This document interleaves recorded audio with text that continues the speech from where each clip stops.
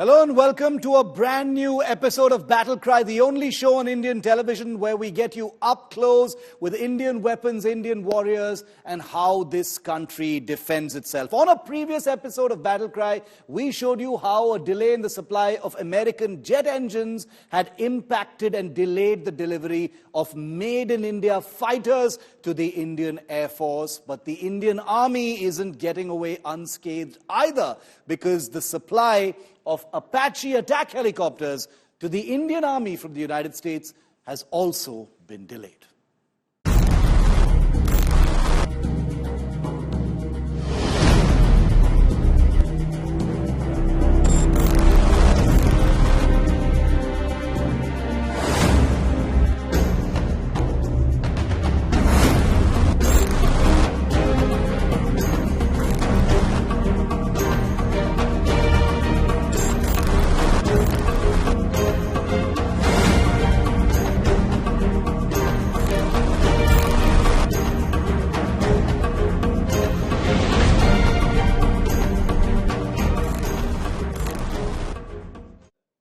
22 of these helicopters, US-built AH-64E Apache attack helicopters, are currently in service with the Indian Air Force. Immediately after their delivery, many of them were deployed to Ladakh, where they have been since seeing frontline service during the standoff with China. Well, the Indian Army also wanted some of these helicopters and placed an order for 6 of the very same kind of Apache helicopter, except deliveries of the helicopter, which were supposed to begin right about now, are delayed by many, many months. Take a look at this report.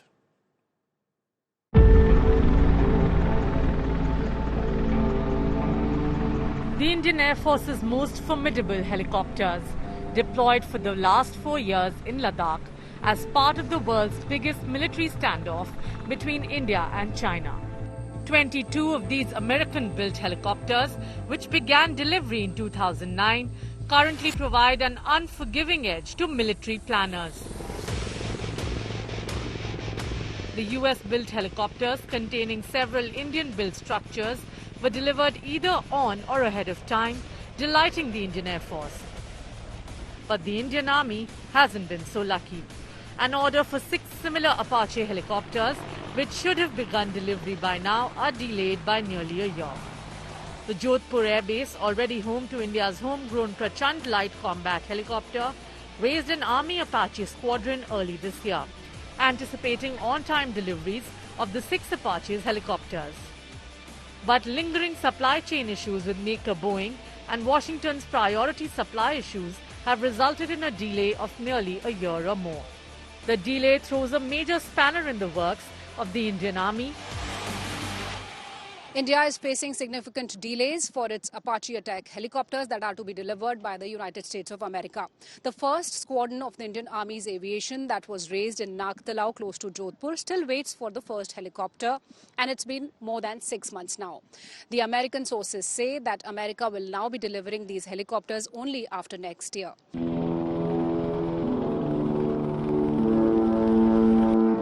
The Jodhpur base houses aviation assets prepared for conflict with Pakistan. The Apaches would be intended for close air support to tanks and troops in the event of all-out hostilities.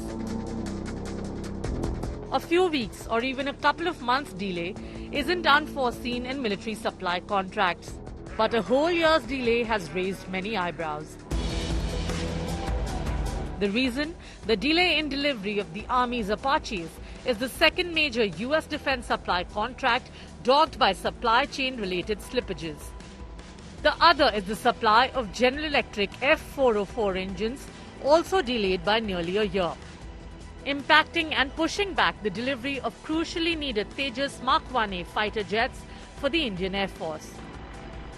2 frontline air power capabilities hampered by issues afflicting a foreign supplier. In this case, the world's largest maker of weapons technology, and one of India's fastest growing partners in the military hardware space. While the reasons for the delay in both programs may boil down to routine logistical snags and material supply delays, it doesn't help trust and reliability. given that it was the United States that imposed sanctions on India after nuclear tests in 1998. While things have dramatically changed between the two countries, and with billions in military hardware in the pipeline, the onus is now on Washington and whoever takes the reins of the White House next to ensure supply lines to India are not taken for granted. Bureau Report, India Today.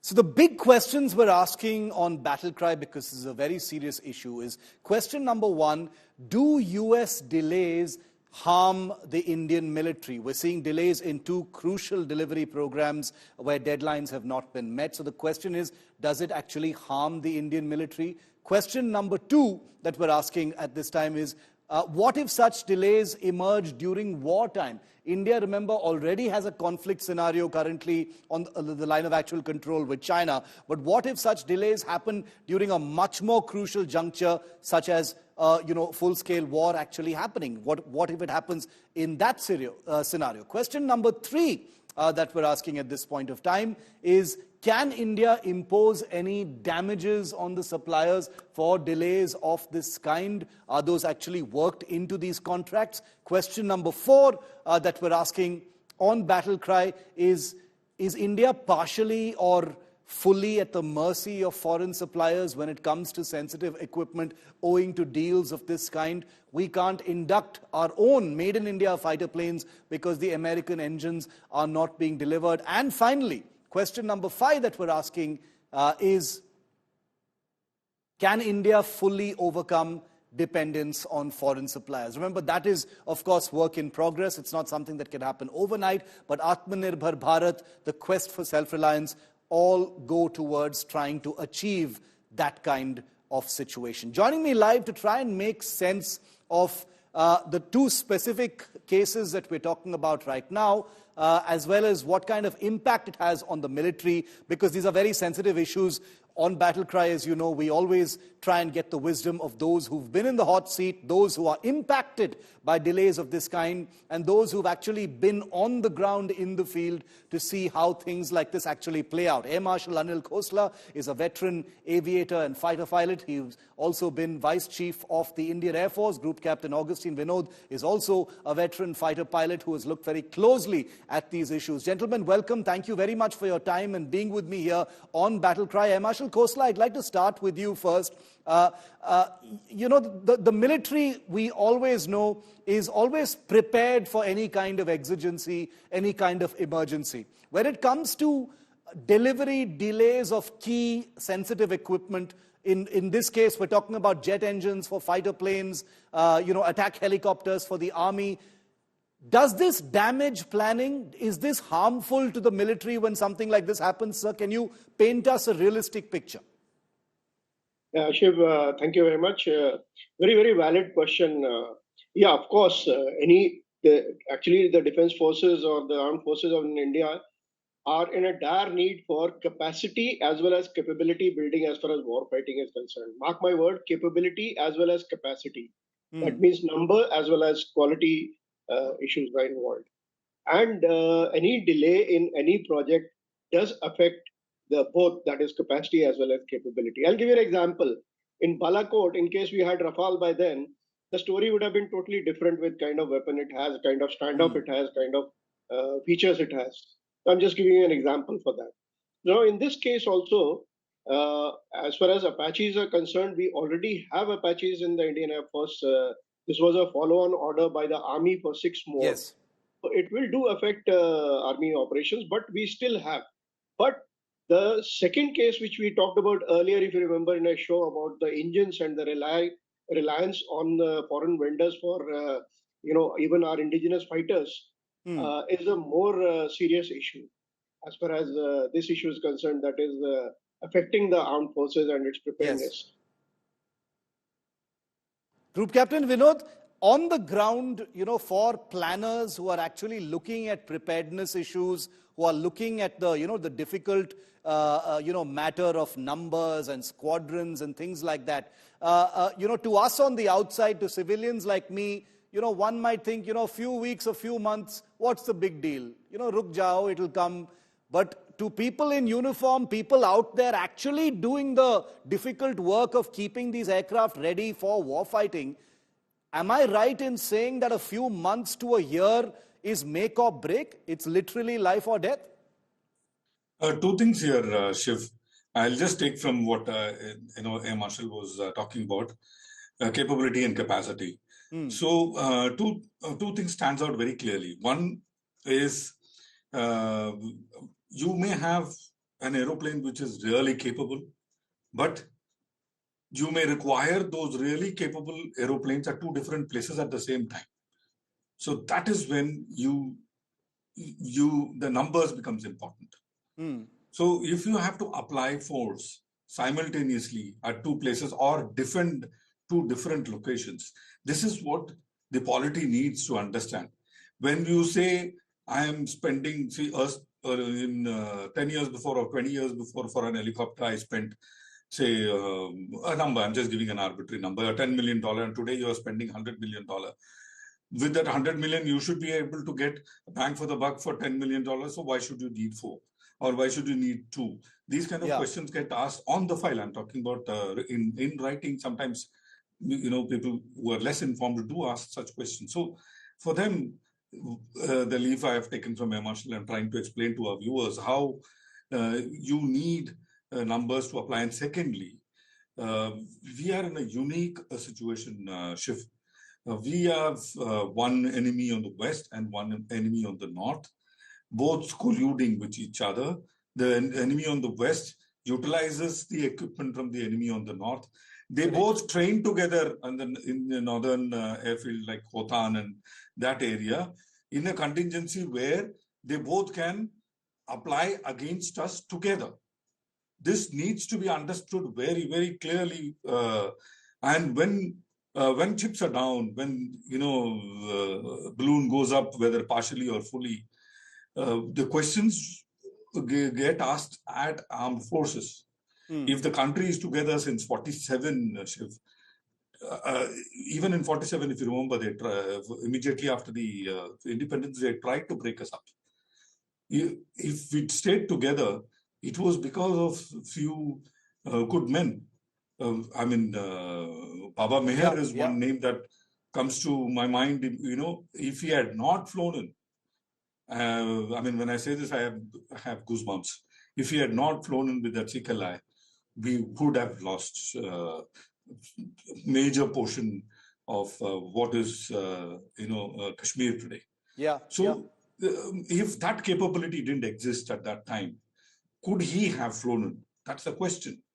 So, Danchok, Phukche, in the northern areas, in eastern areas, all across all the valleys that you can think about, including Sikkim, which is going to be the highest tank battle area, we have to apply force not to capture, but to defend ourselves. Which actually brings me to my second question. Marshal Khosla, I'll bring that to you. These delays, which, according to the reports that we've been quoting, are anywhere between, 6-month delays to a year's delay.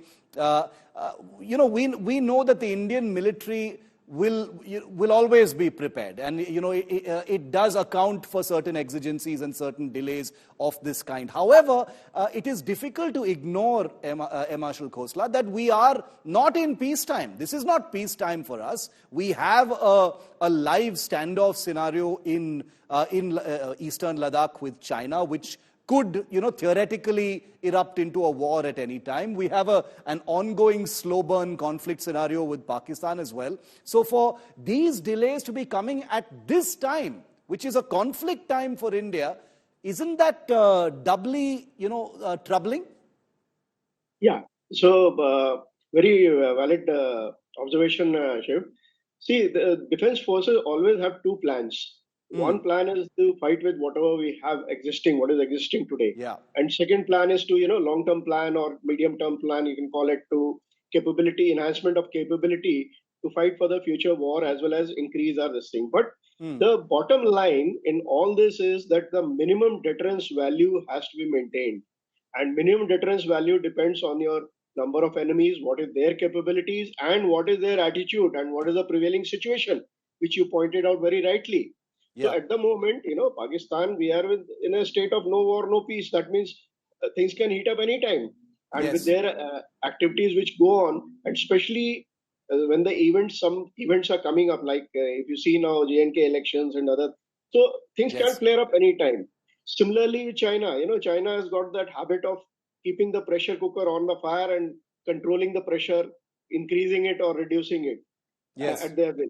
So in these sort of scenario, we need that minimum deterrence value, and we need every possible, war fighting equipment, platform, weapon, so that our capability and capacity retains at that minimum deterrence value. So that is the importance of the whole thing. Air Marshal Khosla, is the only real solution then increased self-reliance? Is there no other way to avoid these pitfalls of glitches in foreign supplies, delays of this kind? Is the only route really self-reliance? Absolutely, Shiv. If you allow me 30 seconds to add on to the previous question, and then I'll come to this question. Please. Very, very valid point you brought out. Is it actually a supply chain issue? And some media reports also say that technical glitches, they're having some problem with the electric generator or something. But the larger issue is that, which you brought out, that any geopolitical pressure is intentionally causing these delays. That is a more worrisome this thing. Now, what it leads to is, if you see the history, 1971 war, what US did in that war, then subsequently they put sanctions on us. So now these sort of events create that doubt. I won't call it trust deficit. I will call it trust doubt. Doubt about the trust. If you remember when the Ukraine-Russia war started, a lot of pressure was on India to join the Western camp, get away from the Eastern camp. And also, this pressure keeps coming on and off that you don't rely on Eastern camp only, get on to Western camp and things like that. Correct. So now, in this sort of scenario, with this kind of delays, how do you trust that the taps will not be closed when there is a question of need? Yeah. Now, coming to your second part, obviously, you need self-reliance, especially in the defense industry and total Atmanirbharta. No, but that's not easy to obtain. We have been doing the leapfrogging method, but unfortunately, due to whatever reasons, we have not been able to succeed in various things. Like Indian program, Kaveri project, we have been trying to develop, we've not been able to. And Indian technology especially is very closely kept at heart by all these people who have this technology. So 100% Atmanirbharta is absolute necessity. If you see any major military power in the world, one thing common in them is that they have a very well established defense industry. Correct. And their own. Even China has got a very good defense industry by whatever means they've got by reverse engineering and industrial espionage and all. But they're also struggling a little bit with the engine, but they have developed their WS series of engines and they're using it. So absolute Atmanirbharta, self-reliant, 100% is required, especially in terms of critical technologies of engine and critical technologies of weapons, critical technologies of sensors, electronics, avionics, all these, it's self-reliance, 100% self-reliance is what is required. Okay, and how far along are we before we achieve that kind of safety and, being able to avoid these dangers of foreign suppliers? We'll have to obviously wait a while. We're not there just yet, but it is a journey that is worth taking. Atmanirbhar Bharat is a campaign that is worth fighting for. Thank you very much, Air Marshal Khosla, Group Captain Vinod, for being with me here on Battlecry. Crucial issue, complex issue, decoded by veterans with skin in the game. As always, here on Battlecry. Thank you, sirs. Well, the future home of the Indian Army is Apaches when they begin being delivered. Jodhpur in Rajasthan happens to be playing host to exercise Tarang Shakti. India Today's Shivani Sharma is down there and she sent us this report of the multinational air exercise that's currently underway.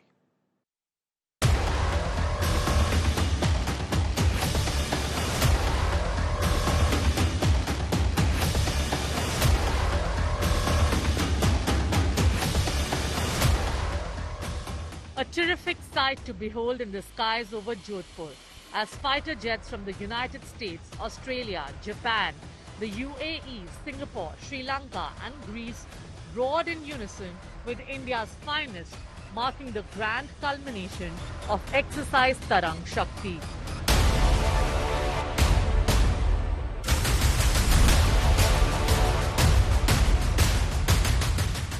Over 70 aircraft took part in this war game's second phase, showcasing seamless coordination between the different air forces.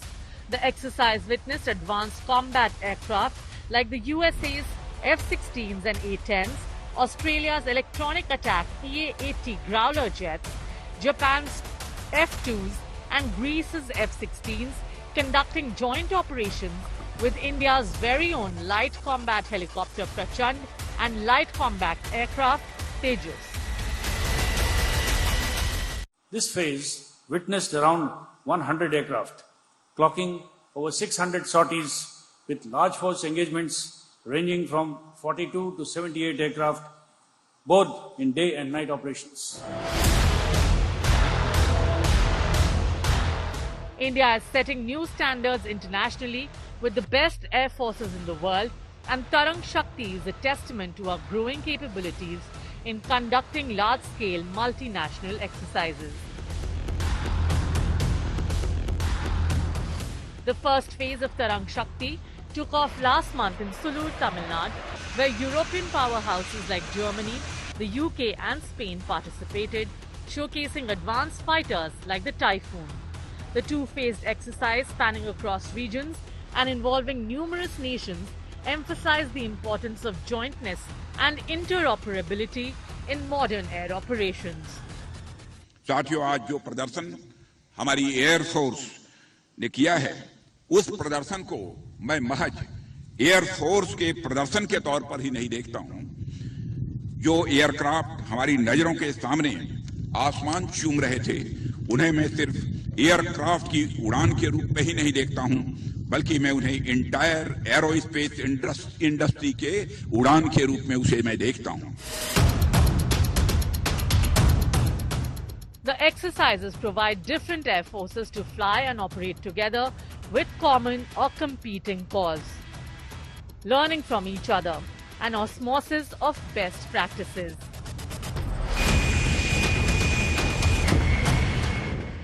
The exercise also saw the vice chiefs of three armed forces coming together to take a flight in India's Tejas fighters, a symbolic display of the military's commitment to self-reliance. And apart from the gritty combat maneuvers over the Thar Desert and beyond, the grand finale in Jodhpur witnessed a fly-past that left spectators awestruck. India's very own Tarang and Suryakiran aerobatic teams added flair to the skies.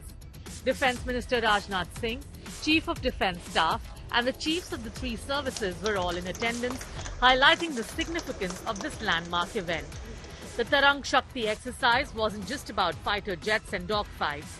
The inauguration of the International Defence Aerospace Expo by Defence Minister Rajnath Singh saw over 40 advanced systems and indigenous equipment on display by DRDO, DPSUs and startups, showcasing India's defence capabilities on the global stage. The successful culmination of the second phase of exercise Tarang Shakti in Jodhpur has validated India's enhancing skills and interoperability with the friendly foreign nations. And here you see the static display where the aircrafts of different nations along with the indigenous aircrafts have been put up. If we talk about the United States, they brought their F-16, A-10, KC-135. UAE brought its F-16 and Global 6000. Singapore brought C-130J. Sri Lanka had brought its Super King B-200. Australia saw the presence of its EA-18. Japan brought F-2. Greece had displayed the might of its F-16 fighter jet. And these aircrafts operated together with Indian Air Force's assets in the skies of Jodhpur in the second phase. So a very significant air exercise that concluded in Jodhpur has brought the foreign friendly nations together in terms of interoperability and taking the skills and training of each other for a better operation. This is Shivani Sharma with camera person Anil Jaiswal for India Today from Jodhpur. Well, that's it on Battlecry. Thank you so much for watching. And as we always say here on the show, remember, India's true national security will be realized when no human needs to be sent into battle and no weapon fired. See you next week.